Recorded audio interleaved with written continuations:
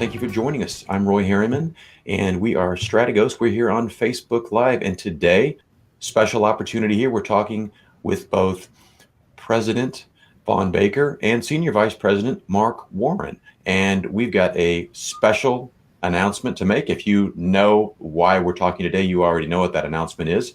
But before I bring it up, let me share that we love it when you comment, like, and share what we do here on Facebook Live. It just helps us to get the word out about the good work that we're hoping to do. So we have a new book that we are excited to bring to you, and it is called Active Threat. It's co-authored by both Mark and Vaughn. And before I get much further, you can get the book on the web link that you see on our screen. If for some reason you're listening to an audio version of this, you simply go to strategosintl.com and the book is yours.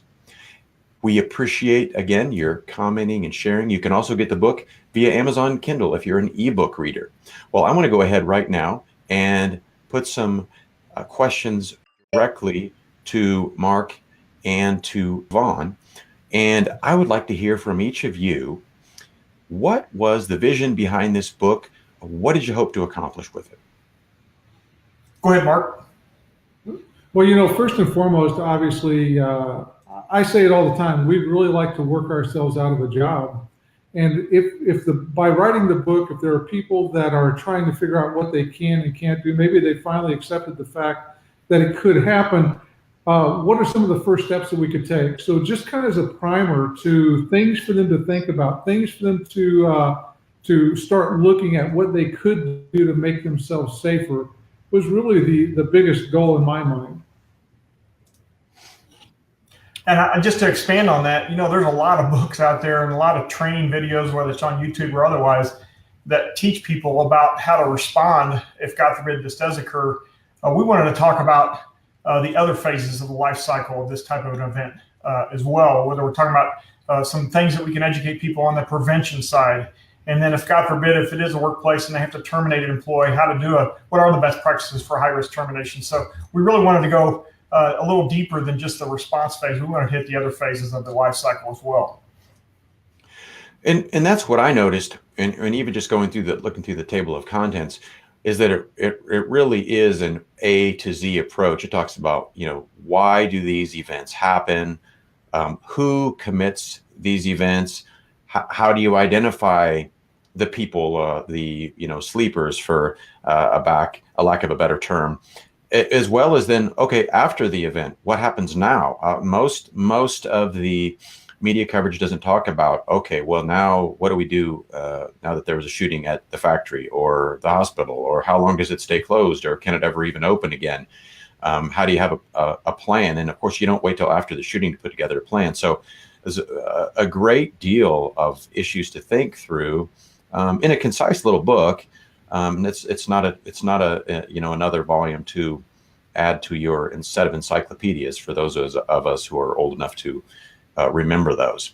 For those of you who are just joining us, I'm Roy Harriman, and I am here with Vaughn Baker, President of Strategos International, and Mark Warren, Senior Vice President. We are talking about their new book just released called Active Threat, Workplace 911. I'd like to ask both of you, one of the things that you spend some time establishing in the book is that it can happen here, that is, in the workplace. With all of the continual coverage of shootings, are there still some people that need to be persuaded that something could happen to them? Unfortunately, there is still people know that it is happening, but they just don't think statistically it's going to happen to them. And they're actually right in a sense. It's not likely to occur, but we know we don't prepare for these types of crises because it's likely. We prepare because the consequences of not preparing are too great. So we run into that frequently. And one of the other objections we get is people think, well, if we prepare for it, we're going to scare people. And that just shows a lack of understanding on where fear comes from. Fear comes from having a problem without a solution. So we're trying to give them a solution to some of these problems. Yeah, the amazing thing is if you were to go to Newtown, Connecticut, from Columbine, any of these locations where one of these incidents has occurred, if you could go back in time, the day before an incident occurred, you would find people that would have said, it'll never happen here. But if you ask them today, they already know that it has. But the downside is it's already impacted their lives. And so by being aware and prepared, doesn't mean, again, 100% prevention, but you're better prepared to respond. So it's not the frequency, but it's the impact, as Vaughn said. But we still do encounter denial. And it shocks me and amazes me that people can literally deny these things, that it's not going to happen. Unless you're a single source employer and you're the only person that works in this company, it can happen. As soon as, and even if you are that single person, it can still happen. It's just the nature of things. We are inviting people into our worlds in one form or another, or we're exposing ourselves to the world in one form or another. It sounds like it's one of those education points in education that you just never stop making. Just like telling your teenager to be home by the curfew time. You have to just keep saying it again and again. You can't assume that because you said it once, it's done. I have a related question here from Mitchell Williams, and let me pull it up on our screen here. And Mitchell says, how do you get leaders in the organization that you work with how do you get them to understand that any place could fall victim to an attacker, regardless of security measures already in place that may be giving them a false sense of security? Do one of you all want to take that one? Yeah, I'll jump in. As far as the security, as far as that question goes, great question by Mitchell. People, many times I've been to organizations where they say, well, we've got a perimeter fence in place. We've got a guard shack where we have access control procedures in place, and we can prevent these things from occurring. Well, they've done a great job on the outside threat, but statistically, almost 80% of these attacks are committed from an insider threat point of view. And then the other example I'll give is the most protected person on the planet is the president. And you think, well, if there's any place that we could hope to prevent these things from occurring, it would be at the White House or in the motorcade, based on the billions of dollars and the thousands of people assigned to protect the president. But we still have fence jumpers at the White House, and we still have attempts on the president's life. So it's not realistic to think just because we have security procedures in place that we can prevent these. I'm going to let Mark expand on that. Yeah. So Mitchell, one of the big things is it's demonstrating the need. How do I demonstrate the need? Because in their mind, they've got their I's dotted and T's crossed because they have some type of security in place. But by showing them that it comes from different ways, like Vaughn said, it's either an insider threat or an outsider threat. If you're in a very high crime-ridden area, you're more susceptible to maybe a criminal attack, somebody coming in to steal something and it's discovered and it goes from there. It could be a former or former employee or someone about to be terminated, or they believe they are about to be terminated. So that's that insider threat. It could be just a vendor. We have UPS making deliveries. Do we not know what kind of a day that driver has had? Nothing against UPS, just as an example. But it could also then be domestic violence spillover. A coworker that's got somebody that has been abusing them. They've left them. They no longer know where they live, but they know where they work. So by showing them the different ways that it can enter into the workplace, you can open their eyes to that as well. Excellent question, Mitchell, and not wanting to overhype, but these are the kinds of questions that this book helps to address, to help give people who are concerned about security in the workplace, and maybe they don't have the full support, or maybe just there's some misunderstandings about what it takes to be secure.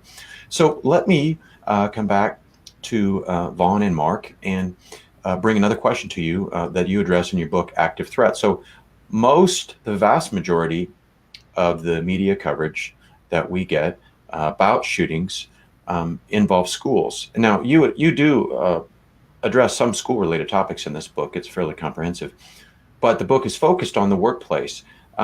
With all the coverage on schools, why the focus on the workplace? Well, I'll start with that. The reality is the school is a workplace as well. it's not often considered that, or they don't think of it from that standpoint. We focused on the workplace because 800 to 1,000 Americans are murdered in the workplace every single year. It happens so much more frequently in the workplace, but it doesn't get the media attention because it's not kids. The reality is, when it's our children, it's the greatest thing that we have that's of value in this world, and it can't be insured. That's why the school violence or the school attacks get more media coverage, because it directly impacts our children, and that shocks everyone's conscience. But it happens so much more frequently in the workplace, and it's just kind of taken for granted, and that's why we focused on the workplace. And I'll let Vaughn just go from there.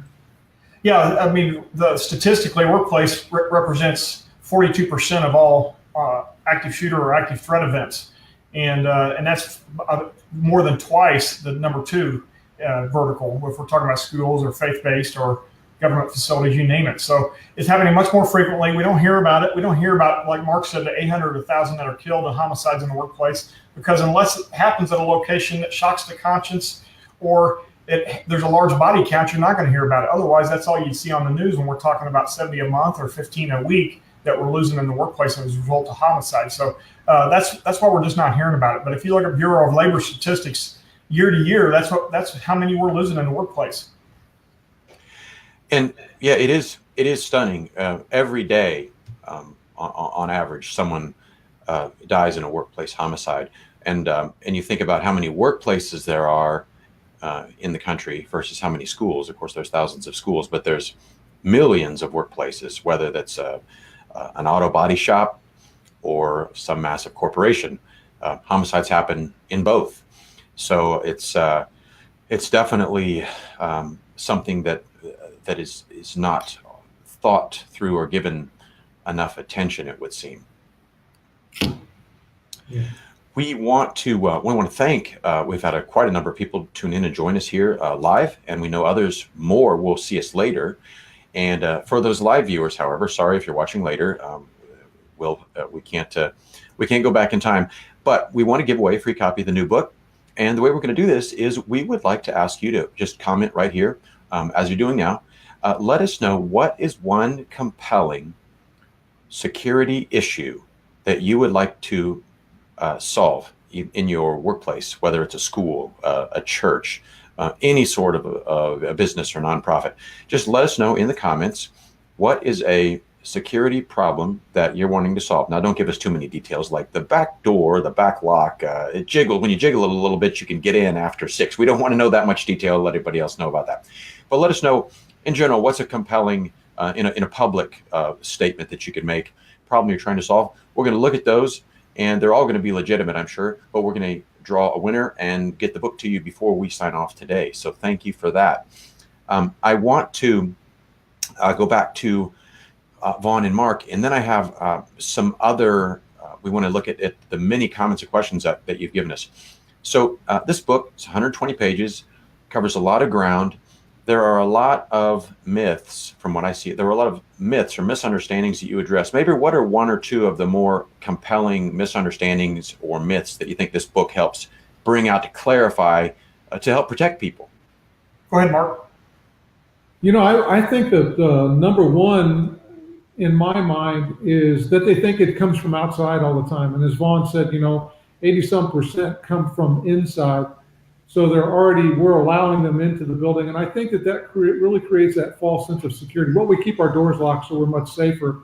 Again, not taking into account that they're only locked behind a glass door that we saw in Newtown, Connecticut, Sandy Hook, where we shot the glass out and entered. So I think in my mind, that's probably one of the biggest ones where they just really have that false sense of security because of that. Yeah, one of the other myths that I would address is the myth that this is the person that just suddenly snapped. Very rarely is that the case. It's very rarely a sudden impulsive act. It's a person that's escalated. We call it boundary probing. They've been probing boundaries and escalating their behavior over days, weeks, and months. So that's a myth as well, that this is just the person that one day woke up and snapped. We're talking about many of these people plan these attacks over a year, months, weeks in advance. So just letting people know there are many opportunities, if we know what to look for, to prevent these from occurring, if we know what to look for. Yeah, just just being educated is just, knowledge really is power, to use that cliche, but just understanding what causes people to attack a workplace, and that it doesn't just someone has a wonderful, kind, loving personality one day, and then the next they just snap and decide to become evil and shoot up a workplace. That knowledge is power, and there's so much that can be done just by paying attention. That was my big takeaway, I think, from it. Well, I want to be sure to cover any comments that you all have, but I want to also address any comments that we have from our viewers here. So give me just a moment here. I'm going to catch up. We've had a lot of good ones. Well, here's one we just want to just say thank you. Victor DeMeco says, Mark and Vaughn, Strategos International Industry Pioneers, we're glad to be a part of your training history. I still use the skills that I learned from you 20 years ago. Was in Tampa on my job as an SRO, some of the best training I've ever had, but we certainly appreciate those words. I haven't seen Victor in a while, so it's great to see him on Facebook, and look forward to seeing him next time we're down there. Yeah, Victor, I still use the example that you provided with us on oscillating light. So we still give you full credit for having asked that question in class and causing us to look deeper into that. Excellent. And I'm just so many good comments here. One of these are some of the questions that we ask people to share with us. Julie Dahlberg says, for churches, having an awareness of the issues that domestic violence or restraining orders can bring without prying into someone's personal affairs. That is a good question, and that's something that she wants answered as part of our request for responses of problems you're trying to solve. But how do you pay attention to whether it's someone at church or an employee and become aware of domestic? Well, first of all, I want to thank Julie for asking that question. This is a topic that's hit home, close to home for her, and I'm not going to say specifically what, but she was involved in at a location where it was a very tragic incident that occurred, and the incident she's talking about relates to maybe if our pastors or our employee assistance program with our workplace has counselors, how can we educate counselors how to share information they may become aware of in a counseling session, whether that may be domestic violence in nature. And if we could get them to share that information, maybe not the specifics, but letting us know that there is a risk and generally speaking, what is at risk, then we can put together a mitigation plan to help de-escalate that situation. So really want to thank her for sharing that information, and as that's very, very good to know. And building on that, when you think about it from the standpoint of we try to put it to people, there are people within your organization that have a need to know this information. And in the class, I kind of walk them through that. I don't answer the question. I basically say, who in your organization do you believe would have a need to know? And they'll start telling us, well, obviously my first line supervisor, human resources. But we go a little bit further than that, because now you have a controlled access building. Who's responsible for buzzing these people into the building? So that we help them identify another person they have that need to know. Now, when you look at what Vaughn was talking about, like in a counseling setting, it's important to understand that HIPAA does allow the sharing of information security related. And that's an important component, because everyone is so afraid of violating HIPAA.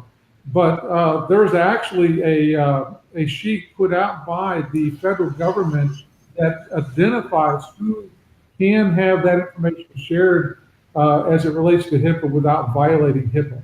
Not only who can, but also who's mandated to share that information. If a person's a danger to themselves or other, many of those people in those positions are mandated to share that information with the proper people. Correct. Excellent questions. There are so many great ones here. Let's pull up one here from Mike Hibbard. And Mike says, how do you train pre-K through junior high students in a way that essentially doesn't traumatize them? Go ahead, Mark. Well, generally, we don't necessarily recommend training students. It depends on the age group, especially. But there are a lot of things that you can do. We've worked with, when you look at pre-K or K through probably 5 or 6, those teachers, typically we train them, we let them know you've got to be more prepared in order to do the things that need to be done. But there are still things that you can train kids to be directed. And it could be game playing. So let's say that the school is practicing a lockdown and the teacher needs to train the kids to follow direction. It could be something as simple as, Sally, take those 2 books and put them on that table. And they start learning to follow those directions without really thinking about it. And that's some of the things that they can do. Now, there are others, obviously, as the age goes up, that I'm not afraid to do. Let's say more in the high school age group, we might teach them to barricade, but we don't believe in teaching them to fight back specifically because they may not do it when it's appropriate. They may do it when it's the least advantageous. In other words, their lockdown's working or their get out's working, but they want to go fight somebody. So in many ways, we don't want to try to teach them at a younger age. To expand on that, I can give you an example. An elementary age teacher with one of our instructors in his community, he shared a story with us that I thought was a really good idea. When we talk about those tasks that have to get completed, those emergency tasks that have to get completed in a time-sensitive manner, those kids can help you with some of those tasks. We talk about pulling the blinds or turning off the lights. What she had done in her classroom is calling a green-red drill. And there was kids that were on the green team and kids that were on the red team, and they would take turns. They would do those drills periodically to see if they could beat their previous time or their previous record. And some of those tasks that she was asking those kids to do was pulling the blinds, turning off the lights, moving objects that we can create a barricade or a bridge. They didn't necessarily know why they were doing it because it was elementary age kids and they didn't need to know why, but they become very useful when we talk about those kinds of tasks. So doing in that format would also give them a task in which they know they have to get something accomplished, and that helps reduce fear during the real crisis because they're focused on the task. They're not just focused on fear. And yeah, especially younger kids, they love to jump in and help with things. Absolutely.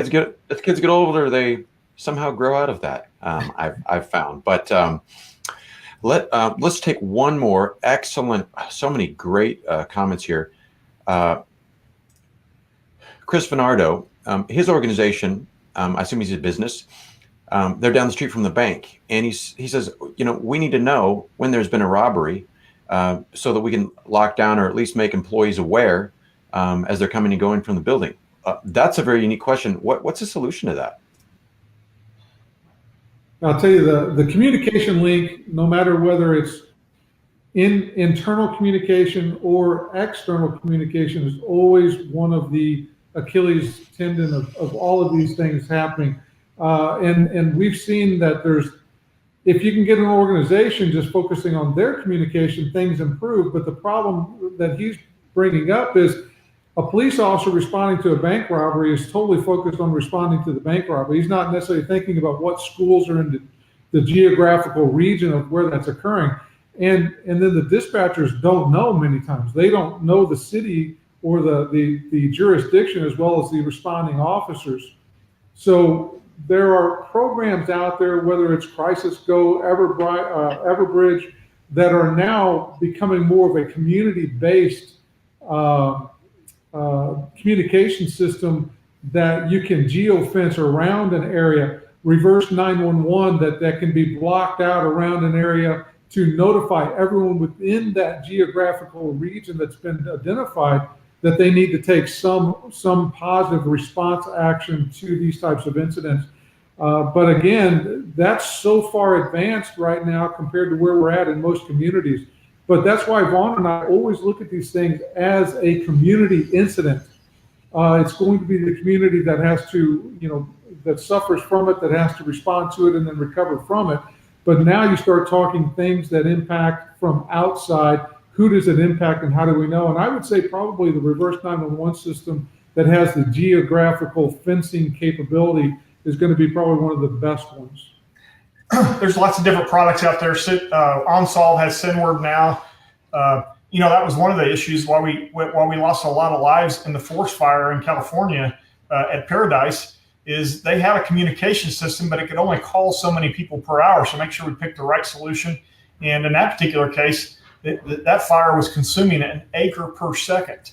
So making sure we had the solutions that can get our notifications out quickly is important, not just for the active threat topic, but any type of crisis that communications are going to be a necessity. Great question. Chris, why don't you message us, and we can get you some of these specific, brands and names that we kind of had to throw out fairly quickly, because you got a good question, and it's certainly one that deserves a good answer.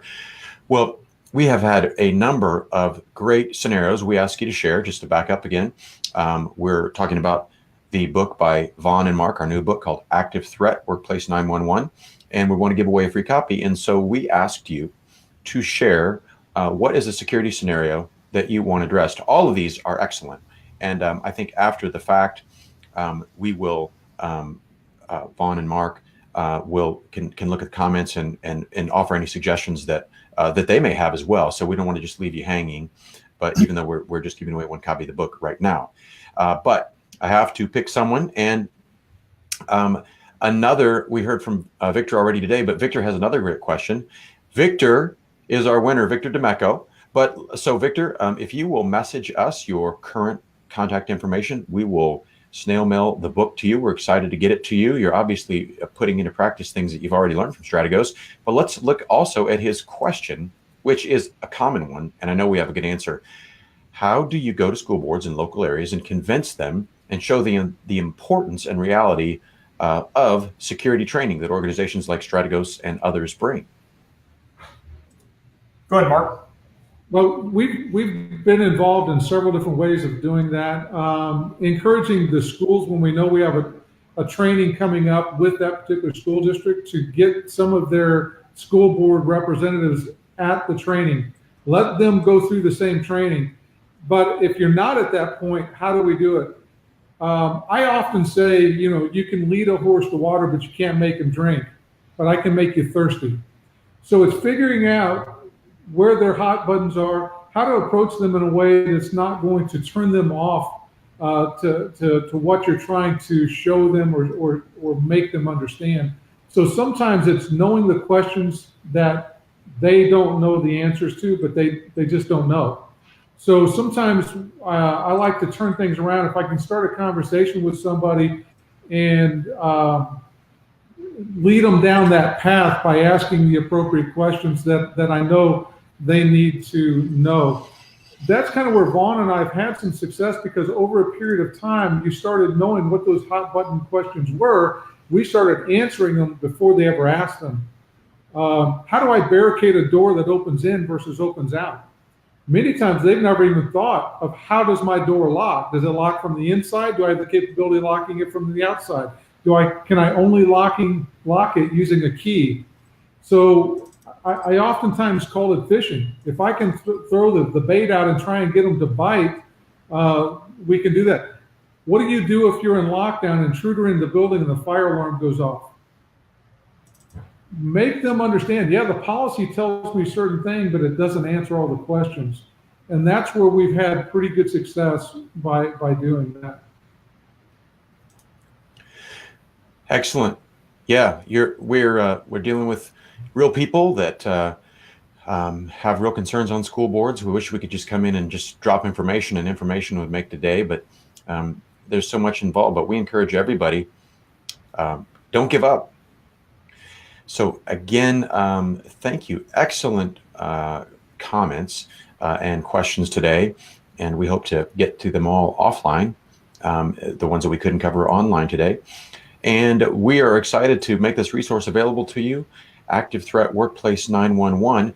And the rest of the title is An Expert Guide to Preventing, Preparing for, and Prevailing Over Attacks at Work, School, and Church. So it's an A to Z. It's not simply a response book, as valuable as those are. Mark and Vaughn, what are some any additional thoughts that you'd like to share about the content that we're covering here, how people can make the most of it? Yeah, just, obviously in a book, you can't cover everything that you'd like to cover. There's no substitute for training, and there's no substitute for a trained employee or trained volunteer. So following up that cursory knowledge that you're going to get in a book with some training is going to be important, and giving people a realistic simulation of the real thing where they get a chance to practice what they've learned as well. Excellent. And I want to go to Mark as well. A question related to the content here from Stan Hughes. does the book cover de-escalation techniques, or if not, what resources might do that?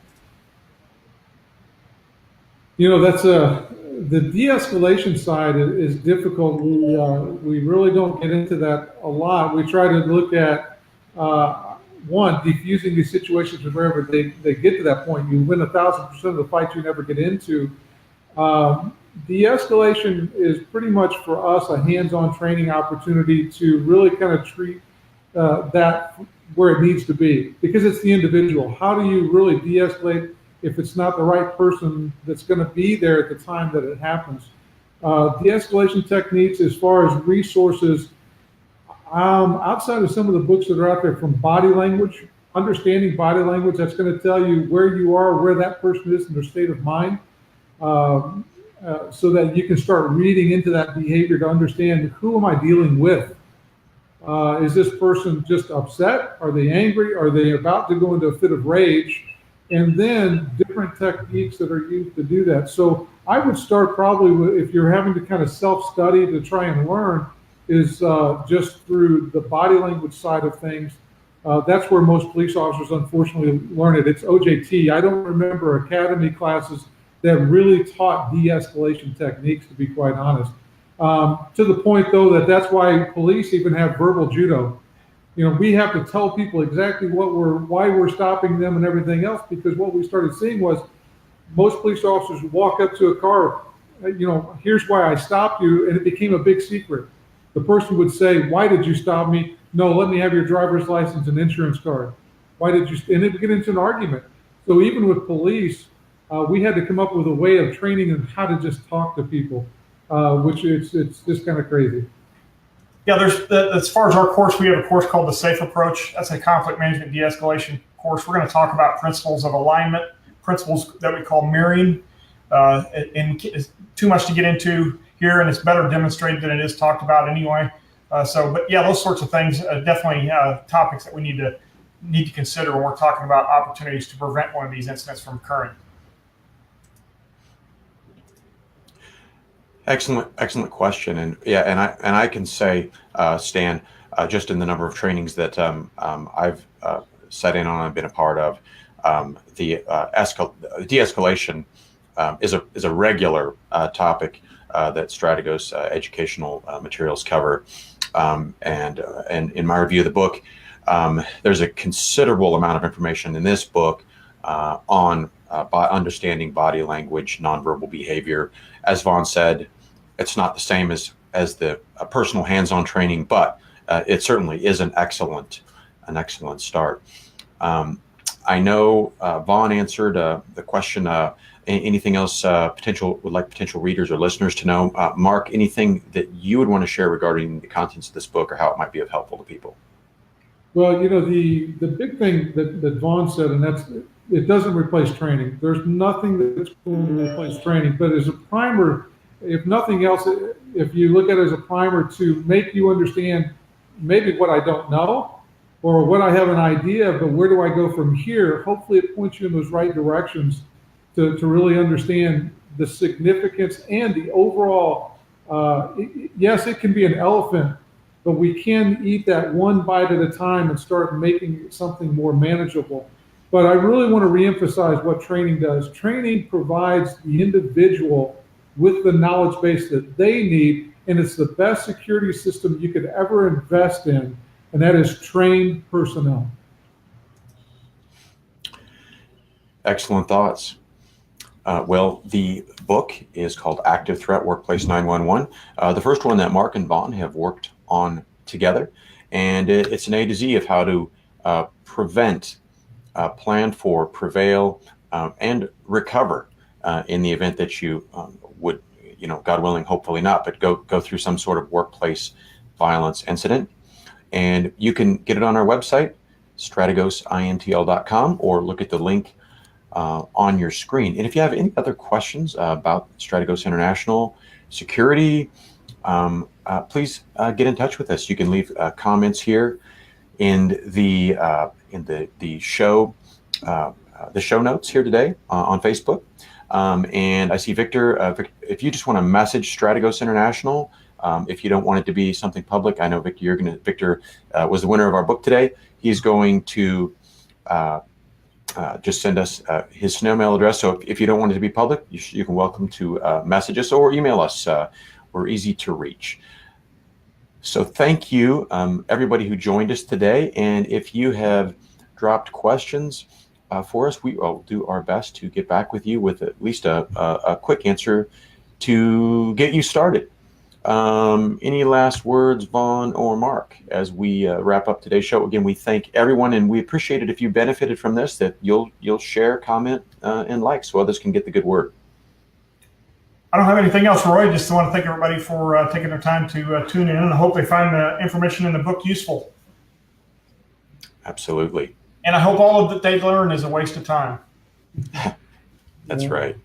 That's exactly what I was going to say. And I just really do thank you for taking the time out of your busy day. Honestly, Vaughn and I want to work ourselves out of a job. Excellent. Well, we encourage everyone to have a very safe holiday, and thank you so much for your support and great questions here. Have a great day.